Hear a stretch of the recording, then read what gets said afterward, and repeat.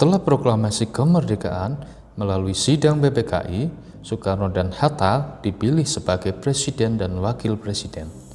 Itu menunjukkan bahwa Indonesia telah benar-benar menjadi sebuah bangsa dengan ditandainya kepemimpinan dua tokoh ini.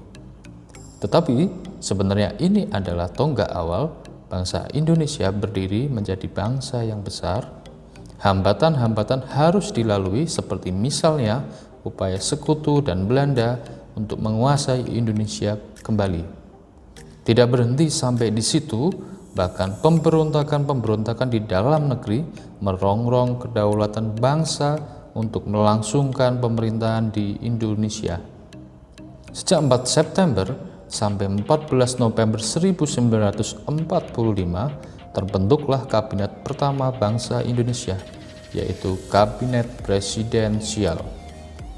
Tampak nyata adanya sentralisasi kekuasaan yang dipegang oleh Presiden yang dibantu KNIP, oleh sebab MPR, DPR, dan DPA belum terbentuk ketika itu.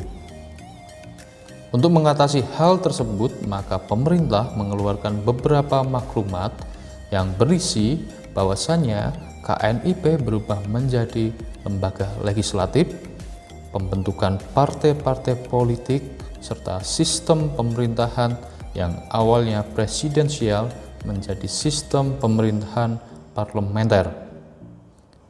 Dalam kurun waktu 1945 hingga 1950, sistem pemerintahan parlementer setidaknya terjadi 8 kali periode dengan 5 kali pergantian Perdana Menteri.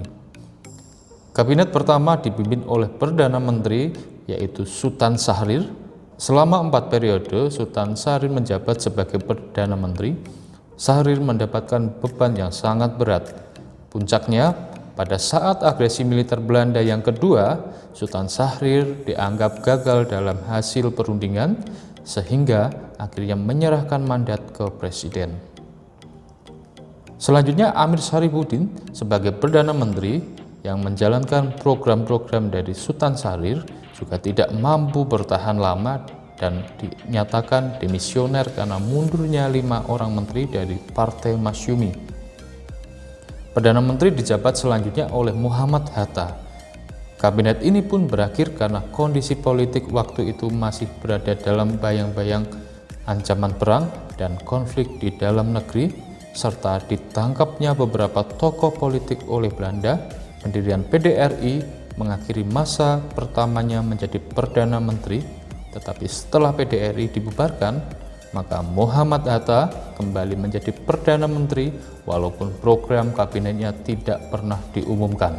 Tetapi usaha dan kebijakannya disesuaikan dengan kepentingan negara dan waktu itu memberikan andil besar bagi kelangsungan perpolitikan bangsa Indonesia.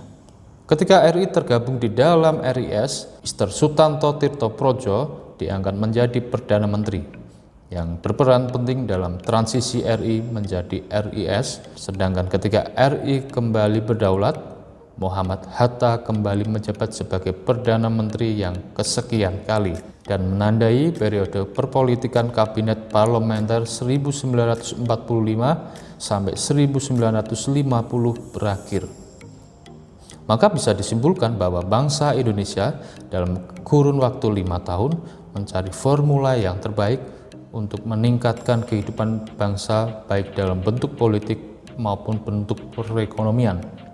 Semoga ini bisa membantu kalian untuk belajar. Selamat bertemu di video selanjutnya.